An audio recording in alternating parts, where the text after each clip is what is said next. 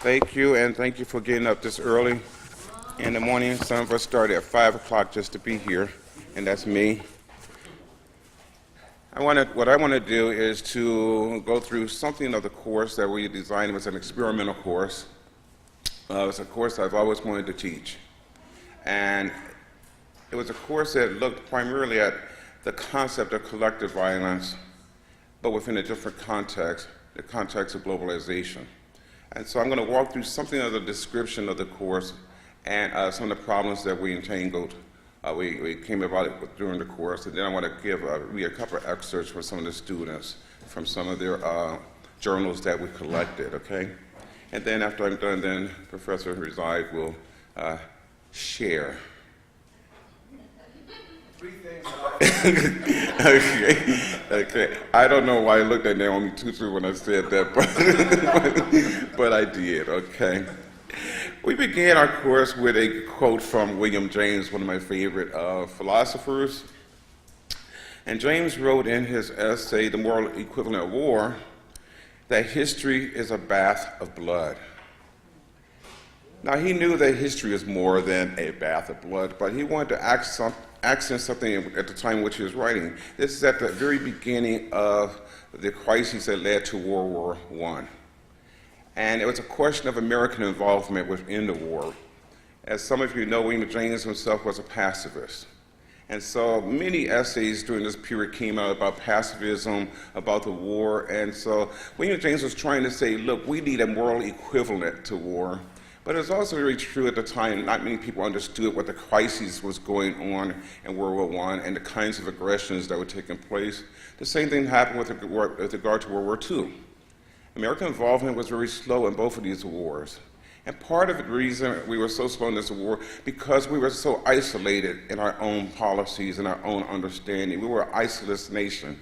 And we said, let Europe take care of Europe. But we had a little idea of how the affairs in Europe would be impinging not only on ourselves, but it would have global impact. So I could not teach this course, we could not teach this course on collective violence outside the context of its impact on globalization. Now, when violence is mapped onto groups and governments, it is called collective violence. The emphasis here is that we tend to often think of violence as we do on sin, as an individual, personal kind of relationship of one person to another. So we fail to see, as we do often in sin, the social reality of sin. That sin has social impact, that sin impacts others. Well, violence impacts not just individuals, it impacts entire groups, nations, economies. And so our emphasis was not on the individual violence that we see every day. It was about the hidden, insidious ways that violence forms themselves in collectivities, how it impinges on groups. It's something what the French social theorists call biopolitics. It's a way that governance and governmentality and the power of government impinges and shapes groups of people or populations in order to control, dominate, and in many ways bring an end to their existence. So the subject has been discussed primarily in the venues of political science and the social sciences. However, and this was something I did not expect, however, in religious studies, ethics, political theology, little had been done in the study of collective violence and how they interact with contemporary social theory and global studies. So part of the thing we wanted to do, we wanted to bring together not just our ideas of theological education, a world that we're all most comfortable in, but as is usually the case in universities and seminaries and other contexts, we talk primarily to ourselves. And so we find agreement among ourselves. And we have very little contact with other people in other disciplines, politics, social theory, sociology, political science, government, economics. And when that happens, we fail to miss certain critical aspects of what's really going on. If the ethical question is this, what is going on first, then we have to have relationships to the social sciences. They give us descriptive capability to see what we cannot see because we are already driven in many ways by our own beliefs. We've already settled good and evil for ourselves. But when we open ourselves up to the sciences, the empirical sciences, we get to see more than we would see if we ignore the sciences. So this course was really rooted, not so much in biblical studies, it wasn't rooted in church history, it was rooted in the social sciences, psychology, group psychology, and criminal justice and government. Collective violence can be spontaneous, but it can also be premeditated, and above all, carefully planned. That was a critical point for us in our decision to go to South Africa. It was a question of how collective violence is critically, carefully premeditated and planned. So apartheid was a case study in collective violence because it had those dimensions. It had spontaneous relationship, but more than that, it was such a structured system of violence that became a ready study for us. We could have gone to other places, and we discussed other places we can go, but it seemed to us, and particularly language was a big issue for us. At least we weren't going to struggle with Spanish, Portuguese, and other kinds of languages. So South Africa was chosen for us for a number of reasons. Easy access linguistically, but also we had at our disposal a tour guide who was from South Africa, knows her country very well and the system. So Ms. Naomi Tutu was our guide and our third teacher in this course. And so we had that easy access to South Africa. But once again, it was chosen primarily because it is a case study in planned, historically planned violence.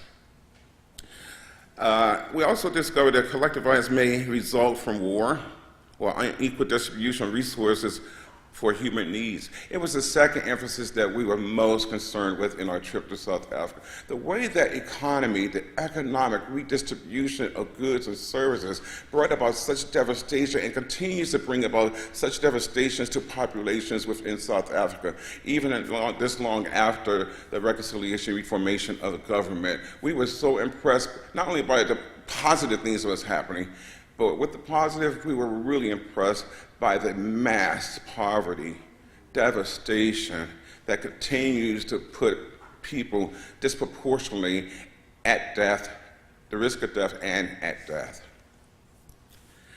We also wanted to study the agents of collective violence. And so we looked at a number of different angles. Among them was the institutional.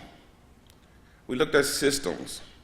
We looked at the impact of multinational corporations like Amway and one of our yes, they laughed at that. But the relationship of Amway as a multinational corporation to much of the redistribution of goods and services and labor was a very interesting part of our trip. We also made visits to lots of non-governmental organizations. We visited, we took a look at issues of policing in South Africa, religion, and we looked at many other kinds of venues. In other words, we want a comprehensive view in a very short time of the way that collective violence both is impacted or driven by institutions and systems, but also how institutions and systems fight back, resist. So it wasn't just about power over, it was how power under finds modes of resistance. That was part of our imagination for this course. And we discussed, of course, mass incarceration, terrorism. And when you're thinking about apartheid, you cannot ignore those issues of mass incarceration, their impact. We think of mass incarceration as primarily a US problem. No, it has a very embedded global history throughout the world and throughout history, and particularly on terrorism. Our trip to Soweto was one of the most powerful experiences for us, particularly the HECTOR Museum and the story of the Soweto children was a very powerful experience for many of us, and how and it was very emotional for many of us. I'll talk a little bit about the emotional impact of the course. In the end, we analyzed the ethics of violence in terms of its collective expression, rather than in terms of individual responsibility. And a key part of the course was our travel, as I say, to Johannesburg, South Africa. I want to talk a little bit about some of our reactions to the course, and particularly in where it became really tense for us. It became really tense for us when we were debriefing. Now, it's one thing to experience something, and you have this period of this kind of tourist mentality.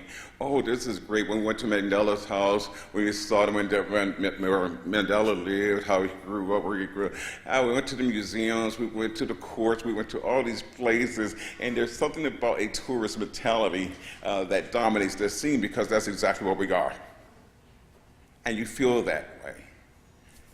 But when we had to come at night and sit down together as a group and debrief, those were some of the hardest moments to stabilize our group on our trip. It was also some of the most emotional times. We were exhausted. We were exhausted by the impact, but we had to give voice to what we were seeing. We had to find ways of interpreting what we were seeing.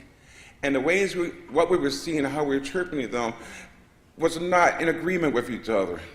We had so many different ways of seeing, so many different ways of interpreting, so many different ways of experiencing what we had seen.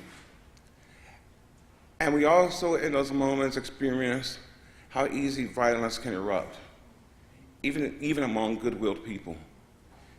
People who sit at the table, dine together, but when it comes to talking about racism, about color consciousness, about poverty, about children, about how children are taught and educated in different countries. It was the stuff, the very stuff, the matter that brought us together as a class to debate, to disagree with each other, even to the point sometimes of tears. I want to read a couple of excerpts from the journals of some of the students. And I chose these two excerpts because, number one, they represent two very different cultural contexts. One, a Korean context, where language is an issue and a communication alike, and the other is from white students that came along with us, but whose context is just that, unimpacted by the contact with race, where race was something you didn't really talk about, didn't want to think about, but this is the kind of course you had to think about it. I want to close my part by reading these two excerpts.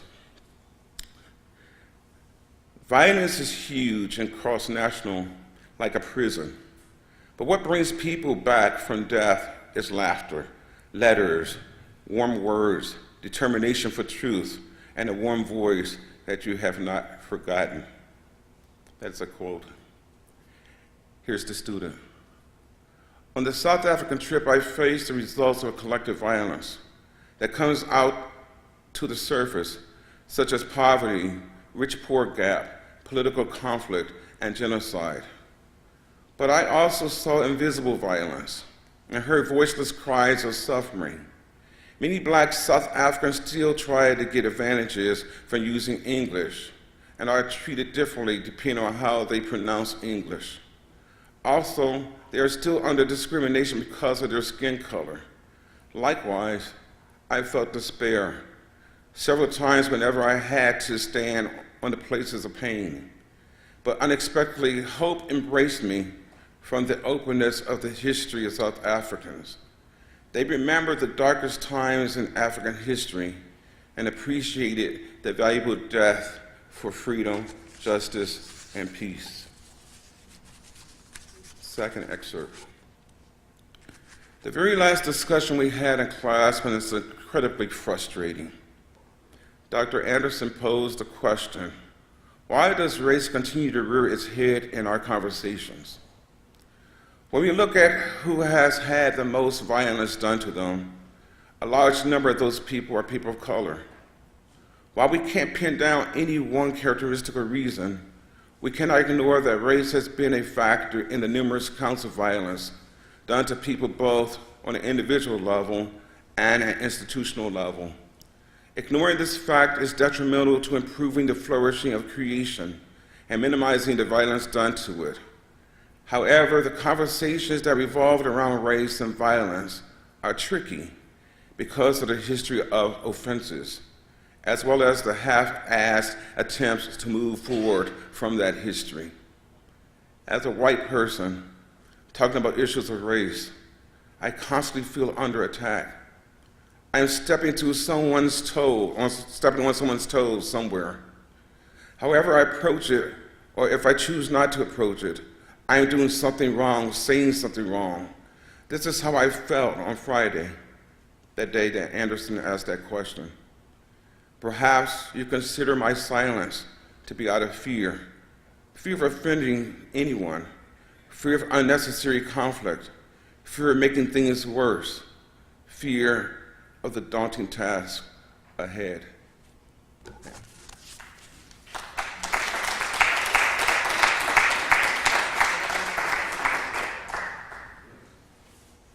morning. I'm probably going to say some of the same things that Victor just said. Hope that's okay. I thought what I could do is just share with you sort of 3 things that I learned on my trip this summer. So in our course, we sought to investigate, that's page 2.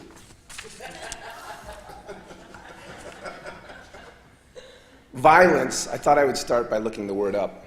Violence, or physical force used to inflict damage or injury, comes from the 13th century Latin term violentia, vehemence, impetuosity.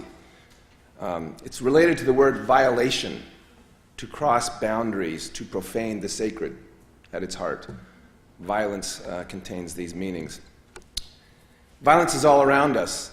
It circulates through human societies and in each of our interactions, indeed even in our classroom interactions. It is part of human experience. We are violent creatures by nature, red in tooth and claw. I put that in there for Victor. He's a poet.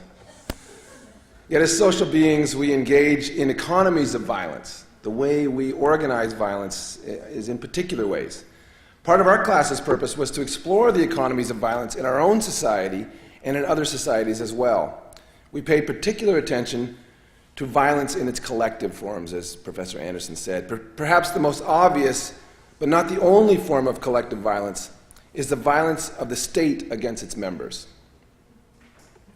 At present, I'm thinking a lot about the carceral society. What does it mean that in the United States we imprison more people than any other industrialized nation? And what does it mean that our economy of violence is particularly colored and gendered? That people who are black and brown are more likely to be subject to violence of all types, but especially of state violence against their persons. That women, trans, and gay folks suffer more at the hands of the state than the rest of us. Part of our experiment in our course was to explore the economy of violence, paying particular attention to the color of violence in our society by looking at it from the perspective of another, namely South Africa. South Africa's history of apartheid has a baldness to it. Its economy of violence and the color of state violence in particular, it's hard not to notice, especially in retrospect. It's hard not to notice the theological legitimations of those acts of violence and structures of violence. But by noticing it there, we found ways, I hope, to notice it better in our own context as well. It was shocking to see the reality of state-sponsored violence against people based so profoundly on the categories of color. But it was also bracing, at least for me, to study the construction of the categories of race and color in the context of South Africa. There, the operative categories and distinctions were ones that we don't use here necessarily. So there were blacks, and there were coloreds, and there were whites. So I had a new category for thinking about my friend and colleague, Victor Anderson, who in South Africa would have been colored, right? I just think of him as black.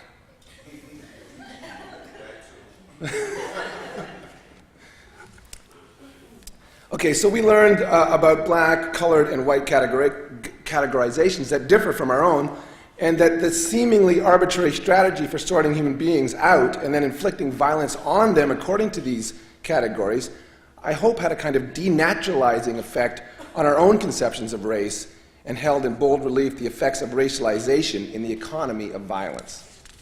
This is one of the things that I learned sort of profoundly. I've read it in books, but to experience it in this way was particularly I think, helpful for me, it was enlightening to me, and it was troubling and challenging for me. So this is where I started, page 2. So in our course, we sought to investigate the structure of the economy of violence, both in South Africa and in the United States, and we sought to attend more carefully to the colorization of violence as a key aspect of those economies. But we also tried to attend to the ways that the dominant economy of violence is part of the globalization of neoliberalism, which is exported around the world. It's not hard to notice the long arms of global capitalist interests spreading themselves around the world, whether it is through the violence of the diamond and gold mining industries in South Africa, or in the ubiquity of KFC, Starbucks, and McDonald's. Globalization is ambiguous. It has good and bad potentialities, but that's a different lecture. It has its own characteristic injustices, though, and inequalities, as well as its own hopes and possibilities. We saw the legacy of colonialism in South Africa. We also experienced in our midst the sharing of possibilities across cultures. Naomi and her family have brought hope for many, right? Mandela has served as a model for others who seek transformation across the globe. And Martin Luther King and Gandhi have presences in South Africa. Indeed, Gandhi, I learned, was imprisoned there, in the same prison that we visited. So there's this global exchange of leadership and possibilities around issues of justice. And that brings me to the last thing that I learned when I was in South Africa. And that is the importance not just of justice, but of transformative justice. Not simply distributive or restorative, but transformative. For people to experience a reduction in the violence in their lives, we need more than simply better policing and state intervention. Indeed, too often the state has been the cause of that violence. We need to transform the very institutions and practices that organize our lives together. Here in the United States, we need to be reminded that Black lives matter, or that gay, lesbian, queer, and trans folk need protection and voice. If we are white, we need to be reminded that the state, while imperfect for us, can become dangerous on our behalf.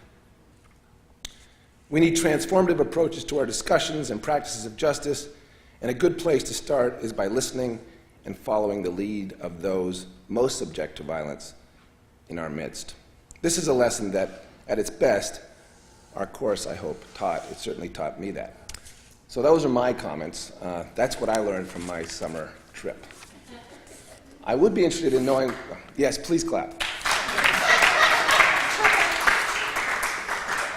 I would be interested in knowing what others who might have been on the trip learned.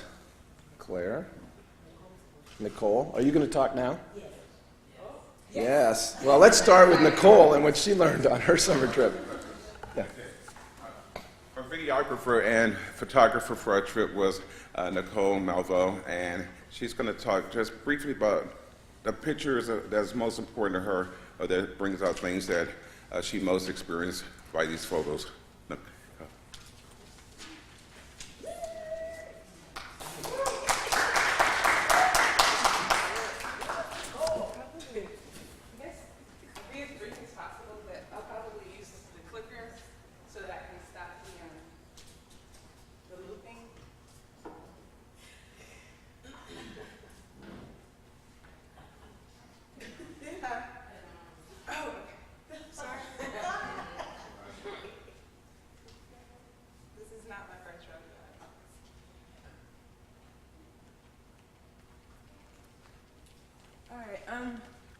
I'm getting to that. Good morning, my name is Nicole Malvo, and I am an MDiv candidate.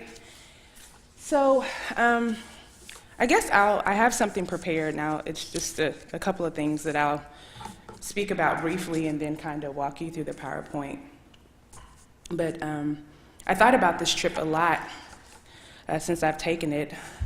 And it's interesting because I usually don't remember what I wore yesterday, but there are certain things and certain aspects of this trip that really seem to have been embedded in my memory. So I wrote a few things down, and so I'll share them with you. This past May, I was given the amazing opportunity to sojourn to South Africa for the Faith, Politics, and Globalization course with Dr. Victor Anderson and Dr. Graham Reside and 12 of my colleagues. The course was designed for students to interrogate and consider the collective nature of violence outside the confines of war and genocide. This course was also designed to show us that collective violence is not just a North Atlantic phenomenon, but is in fact a global issue as well. Regardless of who we are, each of us plays a part in collective violence because it is rooted in the context of our everyday lives in the form of bullying, those who are different than we are, the prison industrial complex, hate crimes, gentrification, capitalism, and poverty. During our class meetings, we, the students, were challenged to observe the system of collective violence in our everyday lives.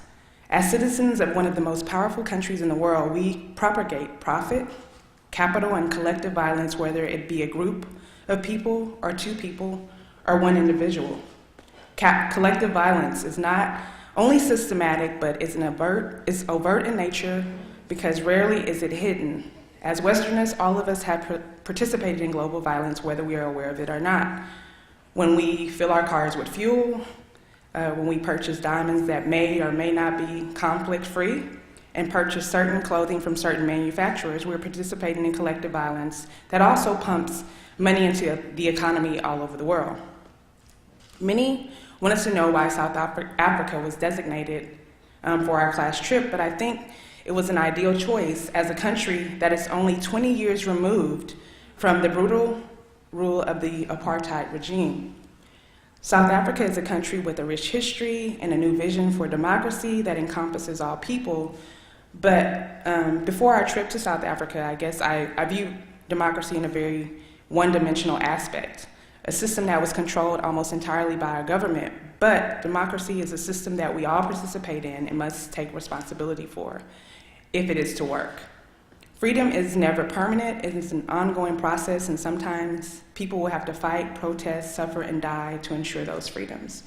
So those were kind of some of the things that I learned, and I also thought that it was really interesting as we were visiting so many of the locales that we went to in South Africa that apartheid is said to no longer exist, but economically it is still very much in place, as we'll talk about as I go through some of the footage that we have here, the pictures. So I'll start at the beginning. Here. I'll try to go as quickly because I know we're pressed for time. Let's see here. Yeah, if you don't mind, thank you.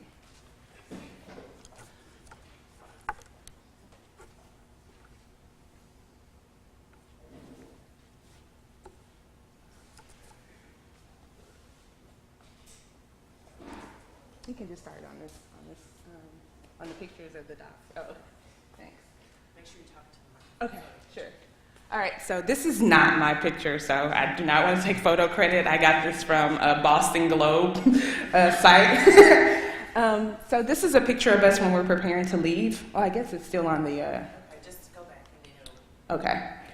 So this is Dr. Residen, Dr. Anderson. This is our arrival after a, 15-hour flight?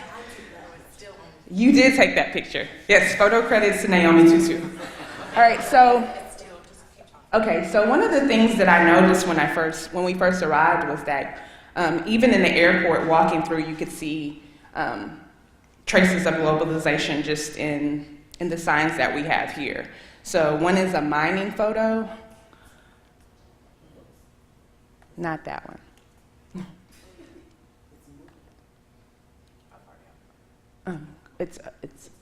Yeah, thank you.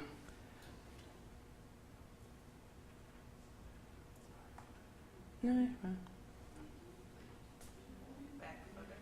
oh, right there, thank you. So, so this is one of the things that I noticed were just the signs that we saw in the airport. So this is the first sign, that African mining deal of the year, best natural resources deal in Africa. So that was one of the signs that stuck out to me. And this is one of the other signs. And then these were our reactions to South Africa.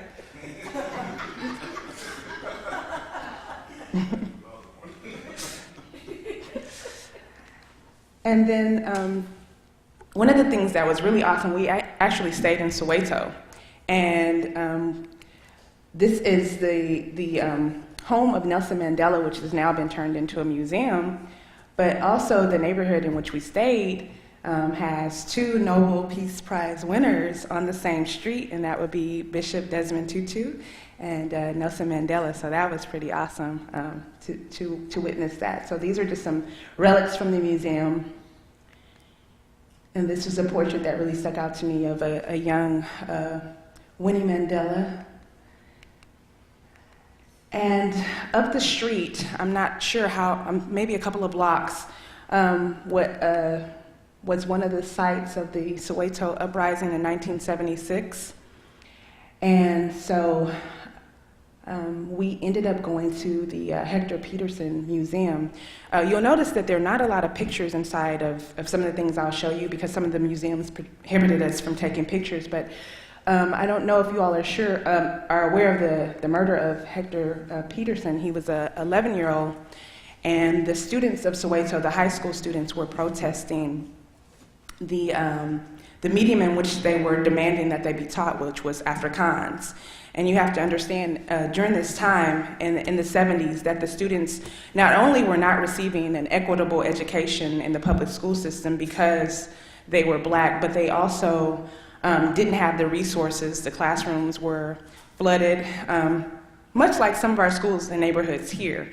And so they actually were having a peaceful protest, and his sister, this is his sister, who's really emotional that as you can see, that her brother has been assassinated. It was a peaceful protest, and he is shot by an officer. The students were not being violent, and I don't know, Naomi, can you tell me how many days after the shooting, the unrest, I can't remember the amount of time, how long it continued after his death? Initially, it was for like 10 days. For 10 days. Initially, and then Okay, thank you. And so we weren't really able to take pictures inside the museum, so these are just some of the pictures. This is REGINA MUNDI Catholic Church, which is actually the center of social activism in protesting or movement against apartheid. And so I grew up Catholic, so I was really fascinated to see the Black Madonna and the Baby of Soweto. So this is one of the portraits, and this is one of the embroidered portraits from the AMBO. And this is the stained glass window on the inside of the church, really beautiful church. And these are windows that have now since been replaced that were riddled with bullets from police officers. When they would have meetings at the church, they would be brutalized by the officers or the apartheid regime. These are the cooling towers of Soweto. I remember seeing them and thinking how beautiful they are now. And I refer to these as finding the beauty in the ugly, because these cooling systems were actually built in I think the 50s, and they were used to power the homes in Johannesburg, but they sat in Soweto.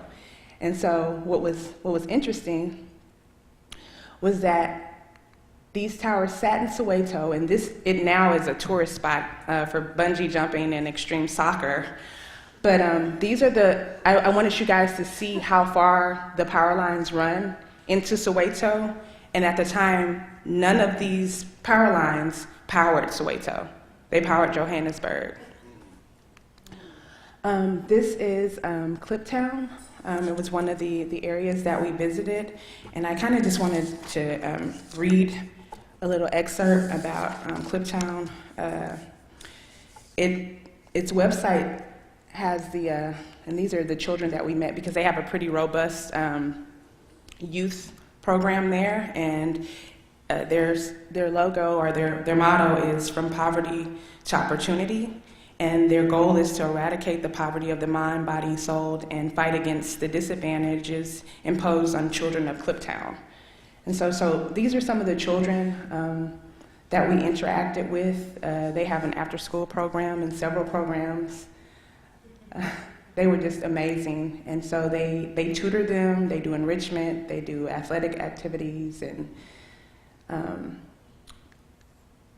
they were amazing. And so these are just some of the pictures of us leaving the area. This is us at, I think it was Waddy's, which is a popular South African restaurant. And then this is the Apartheid Museum. And these are the separate entrances. So you have the white and the non-white. Interestingly enough, I wanted to go into the white entrance, so I did, and it didn't feel any different. We had the opportunity. So this is a tourist spot in Johannesburg.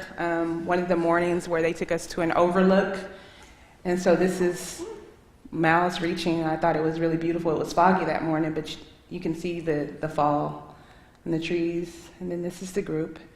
And while we were in the Johannesburg area, we actually passed by the home of the late Nelson Mandela, and I took pictures of, there were rock memorials out in the front yard where there were around palm trees, and these were just some of the ones that really stuck out with me, if you can see some of the writings on them. And that one in the far top is when he was actually still ill. And then this is Constitutional Hill.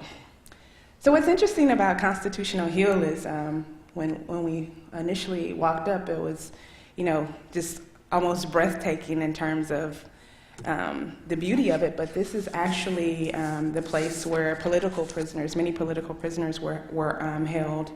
I think it was built in the 1892, almost the 1900s, and they were known for their harsh regime in terms of brutality toward their prisoners. So this is one of the buildings there. And what I found fascinating, this is Constitutional Hill, and this is now one of their main buildings. And I think those are all the languages that are the majority of the languages that are spoken in South Africa that are represented on Constitutional Hill, and they've kind of repurposed it into not only a means of reconciliation, but it's also a means of reconciliation through art and repurposing things that had such negative connotations. And so they also have the Flame of Democracy. Dr. Anderson, I'm going to put you on the spot a little bit. Can you remember the conversation that they had? They talked about when we met with the curator. Yeah, sure. They wanted to name it the Eternal Flame. Right. Democracy, but others who say that democracy is something that must always be created and produced solely, settled on flame of democracy. That's a wrong word. And, the fact that they took so much time to kind of really think about what they would name the flame lets me know, that democracy is one of those things that we really need to work for.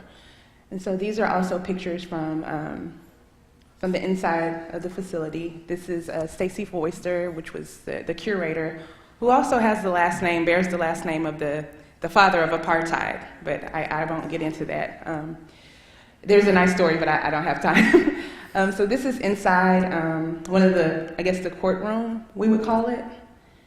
And then this is the slogan that political prisoners use, A luta continua, which means the struggle continues.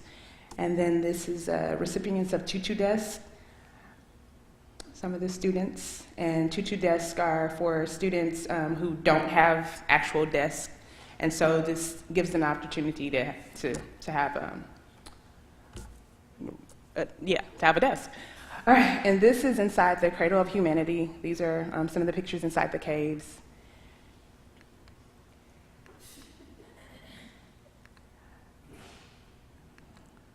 And this is also, this is more of the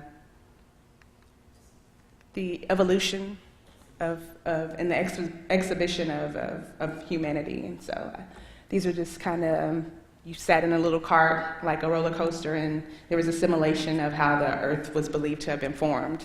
So these are inside that. And then these are also pictures from inside the museum. And then I just want to leave you with this quote. Poverty is not an accident. Like slavery and apartheid, it is man-made and can be removed by the action of human beings. Thank you.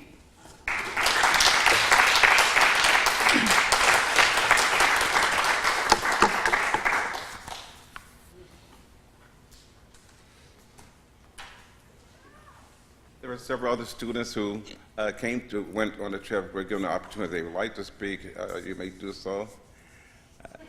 Don't want to put anybody in a spot, but just say a word.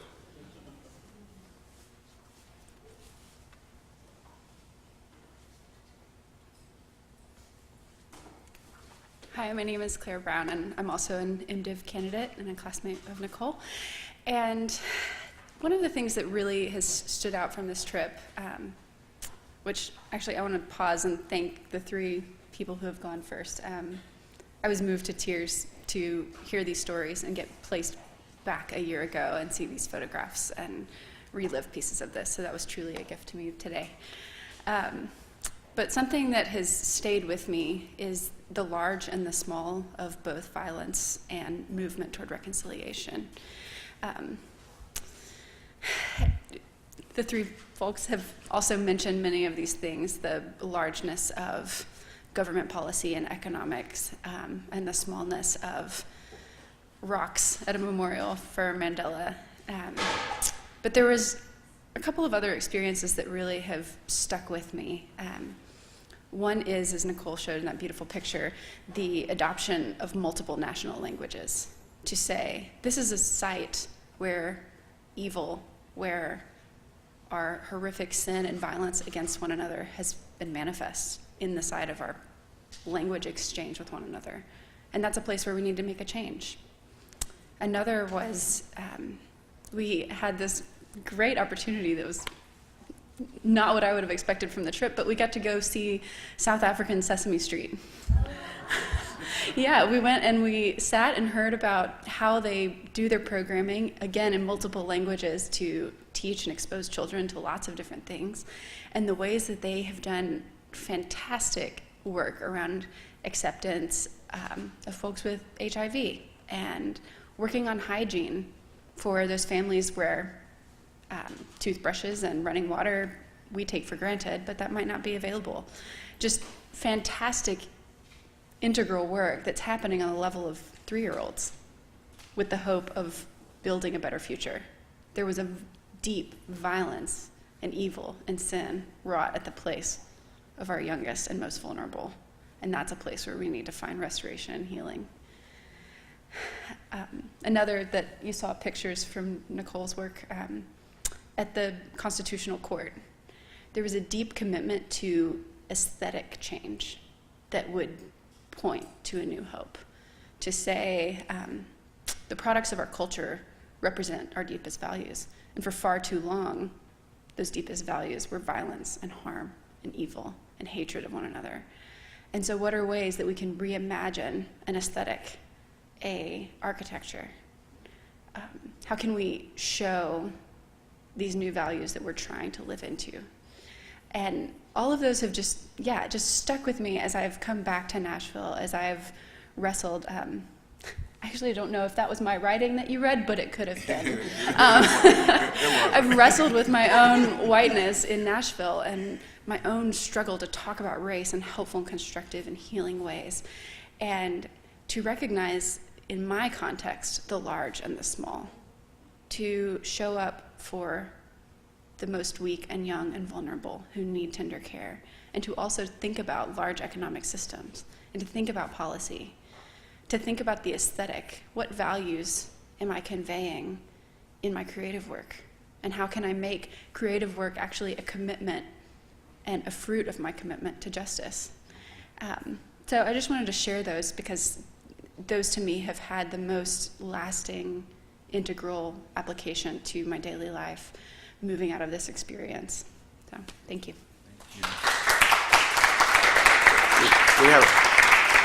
Before we quit, we have time to open up for general questions, comments.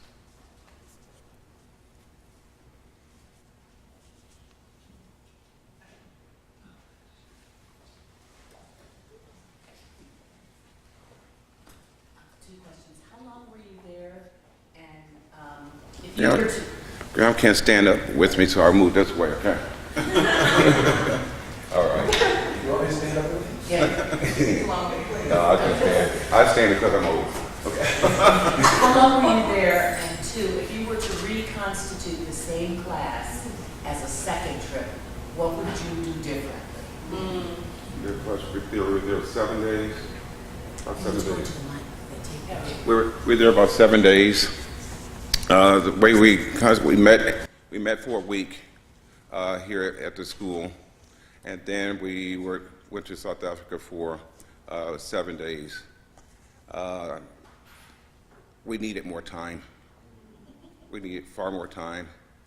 We also needed to spend more time on learning about the history, geography, and politics of where we're going, because the shock factor was tremendous. We talked about our course was one of the logics of our course was trauma theory, and we experienced a lot of that. Okay, so trying to prepare ourselves emotionally for the trip, we really did not allow enough time to really get a clear picture of South Africa. Let me just say one thing that really stuck. When I read some of the journals, one of them said, when I got off the plane, I was really disturbed because they spoke English. And apparently, because this is our imaginary, right? We think of African people are still, of course they have the traditional languages, but we only romanticize those languages, don't understand how modern the continent of Africa is. And that's one thing we really should have done and could do better, is to give a greater geography of the continent to dispel some of the myths that we already have in our head about what Africa is. We still think of Africa as a country and not as a continent. And we could do far more work on exploring those sort of things. Also, boy, I had to say the debriefing was really traumatic in many ways, and we probably could do better at having other people who are really good at handling trauma to kind of help mediate the kinds of issues that come up out of it. I'm a religious philosopher. I handle things analytically. Okay. Graham's a social scientist. He handles things social scientifically, whatever that means.